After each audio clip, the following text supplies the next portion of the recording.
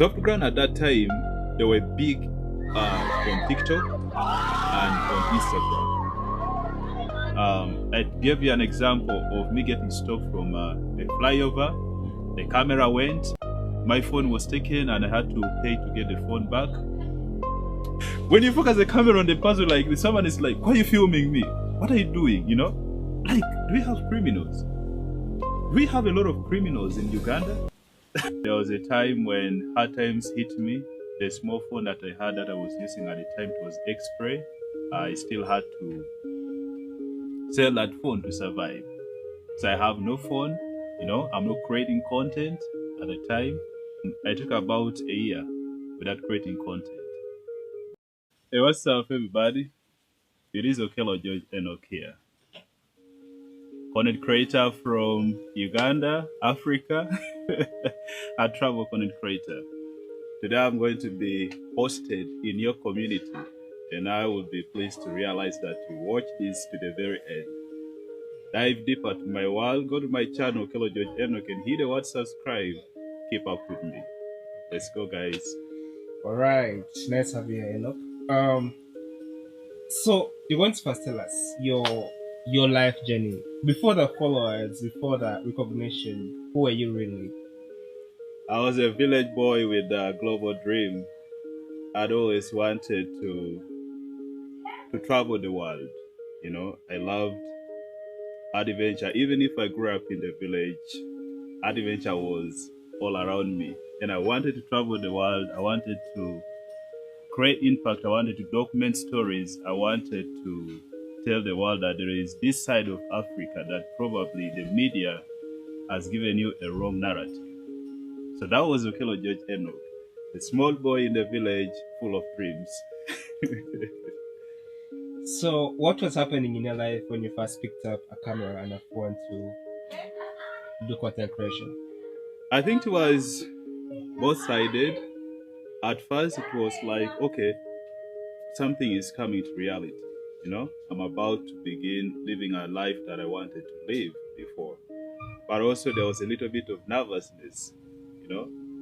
What does this world really hold for me that I'm going to go into? So when I started content creation in the first place, I didn't start with a camera, man. I started with a phone. It was with a phone. And I think it came after I'd watched a lot of content creators do something. And so it was more into me trying to visualize what I'd already watched before, but to match into what I wanted to see from most of these content creators. Yes, I must say I was nervous, I was curious, but I was also proud that, you know what, I'm going into it. Yeah.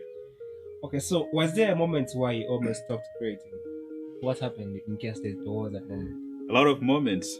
I must say the first time was a moment of me getting my channel striked. A channel that I'd hustled really without a gadget, you know, with a phone, and then I hustled to get it to a level of getting monetized. But because I had kind of copyright content, which I implore every young content creator that, you know, YouTube is more into authenticity, you know, and your channel could be there for a lifetime. So it's better to invest in your own content, not to copy people's content, because I got striked, a lot of strikes in my channel, and eventually the channel was not monetized. Even if it grew up to 12K subscribers, I could not get it monetized. So that alone was a pullback, because now I had to begin thinking of going back to zero to start afresh. And I remember there was a time when hard times hit me. The small phone that I had that I was using at the time, it was X-Ray. I still had to sell that phone to survive. So I have no phone, you know, I'm not creating content at the time. Your channel my channel that was getting monetized is already down. It cannot get monetized. And so everything had to be in a pause. I took about a year without creating content. But at the time, I'd already known a lot of content creators, you know, and so would engage with them, those of Joel Obertan. And they would keep motivating me, keep motivating me. You got to get back, hit the street, hit the street. But when I got back, when I opened my main channel now, Okello George Enock at Okello George Enock 1, the first day I went to the flyover to create content. I just bought my iPhone. At the time it was iPhone XS. It looked super. Good phone. It was giving me good footage. That very day I went to film the flyover because the trending project at that time was the Kampala flyover project. I went, as I was going to the underpass, I got arrested. The police arrested me, counter-terrorist. They confiscated a phone. They took my gimbal, and they told me I was a terrorist. You know, so I had to pay money, to bail myself out, and they took 100K from me. But it was a moment when I came home, I had a lot to think about. That why would I have to go into something that I really have to spend even before I begin to earn from? It was the downside, I tell you, for content creation that for a moment I felt I should not continue. But a dream could not let me sit back. I went back, and more than 3 times now, I've gotten arrested and gotten stopped. Recently, last week, I had my colleagues getting arrested while filming Kampala Nachivubo channel. They arrested them. We had to pay money. When I was filming in Nairobi, some guy tried to grab my camera from me. Yeah, so such moments have been there that have always wanted to make me to pull back. But I think the dream is now way bigger than any setback. Yeah. When you first told people you were a content creator, how did they react? This would be family, friends, people around you. Man, there are few family members who actually bite the idea of content creation. And in the long run, I've come to a point where I don't blame them. Content creation in Uganda, it's either viewed as something of suspicion or a person who is trying to chase fame. There's a lot of misunderstanding of content creation in Uganda. Not only by family, but even by educated friends. I mean, the whole citizenship of Uganda does not so much buy into the idea of content creation. In that now when you pick a camera, they think you're a TikToker.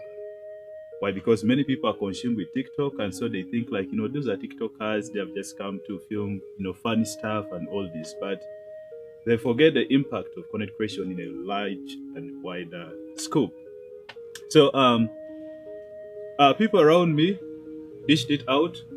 It can surprise you that this dream was so much in me in that the first time I created a blog site, it was in 2010.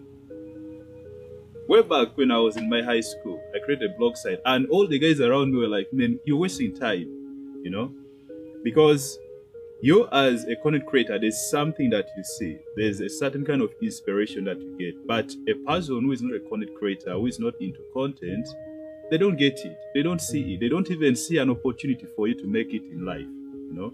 They don't even feel like you're going to make money from it.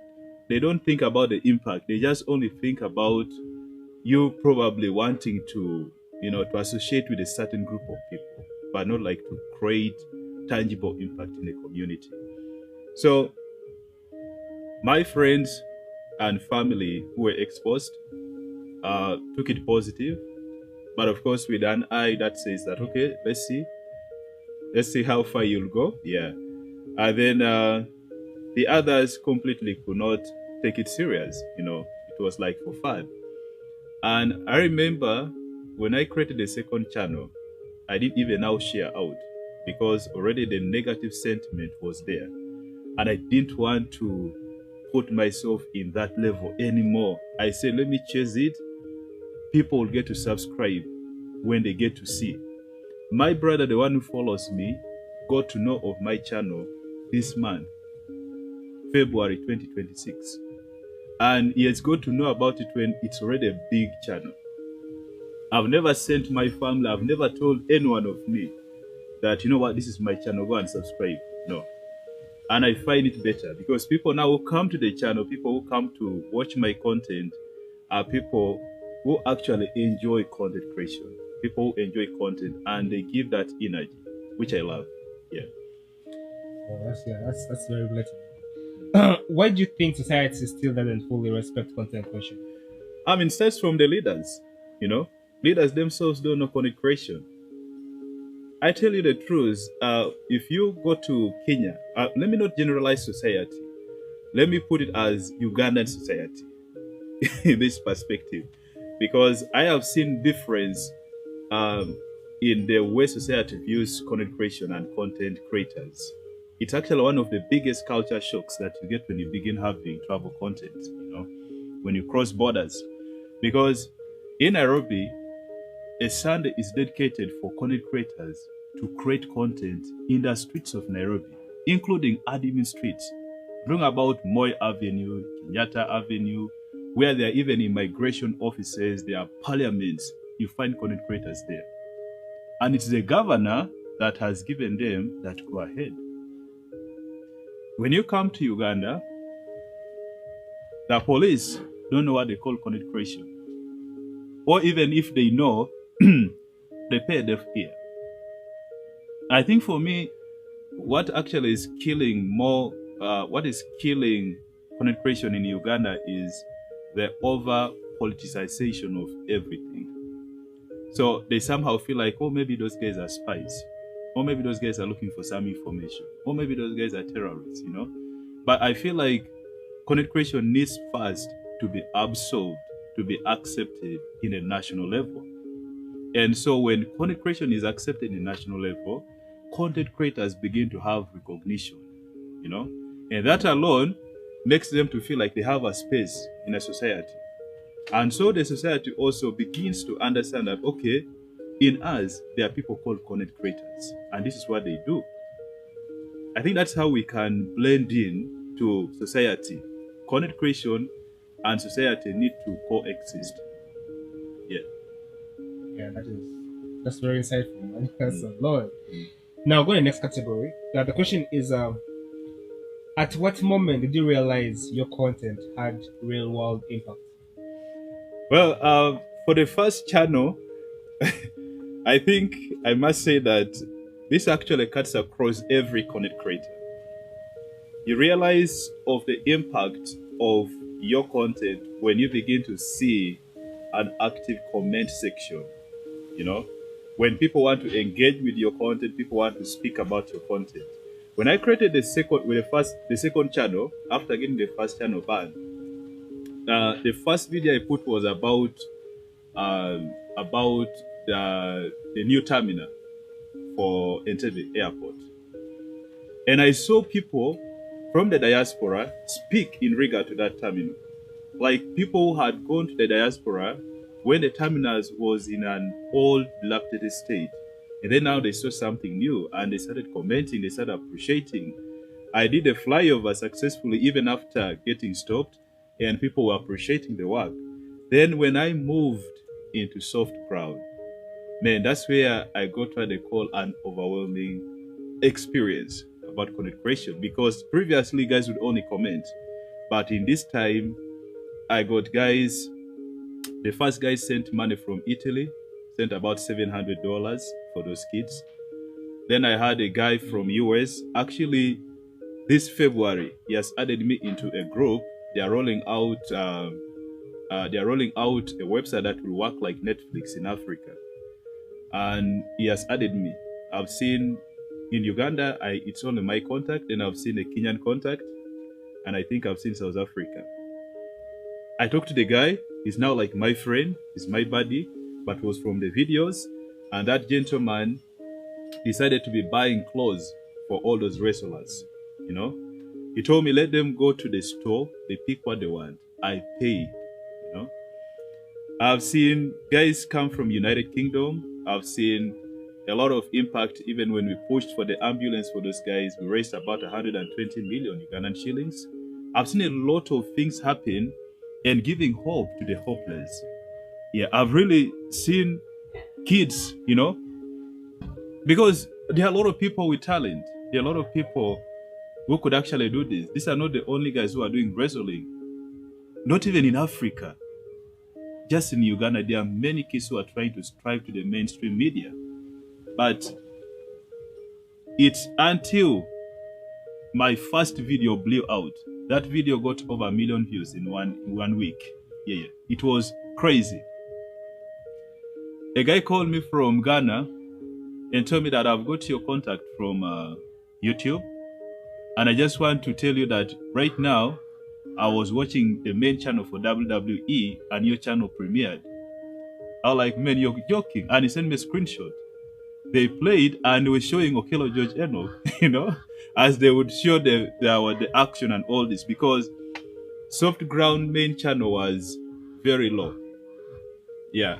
And so this content, my channel sparked it up and it's transformed the world of Soft Ground. So, I mean, for a tangible impact, I must talk about Soft Ground. Africa has benefited because it's put Africa on a global scale. Uganda has benefited because it's lifted Uganda, I'm telling you. Myself have benefited. Wrestlers have benefited. The founder, Bumbash, Daniel, has benefited. I think every other person I've taken their content creators. I don't know if I'm to count. I've taken Harriet Anabo. Her video has gone to 2.4 million views. Joel has been there. Ivan Atuhaire, Ancient Club. Like a lot of content creators have gone there. So when you were covering the Soft Ground, when you began to cover them, since they also let you know, remember, did they try to discourage you from covering it? What will happen? Or they welcomed you like naturally? Well, for Soft Ground, big shout outs to Daniel Bumbash, the founder. At the time that I went there, okay, the first person to go there was Joel Obertan. But he's my immediate guy and quickly informed me, and then we drove. The second time we went together. Soft Ground at that time, they were big on TikTok and on Instagram. But their dependence was more into kind of donations, these super chats and what people can tip in. They didn't have a stable source of income that would come to Soft Ground and Soft Ground. And that's what they were looking for, But of course, their eye was to find people who were willing to partner with them in a way that it was not just to take from them, but for them also to receive from the other people, like a shared kind of mutual benefit. So when we got in with an idea of YouTube, because they had abandoned YouTube, they had not given it much hope. So we got in with an idea of YouTube and told them that, okay, we have also got some numbers on YouTube and we can push this, trying to create awareness. So because we had come in that aspect to push and to create awareness, I must tell you the truth, they received us positively. They received us positively and they were very happy about what we're going to do, the impact that we're going to create.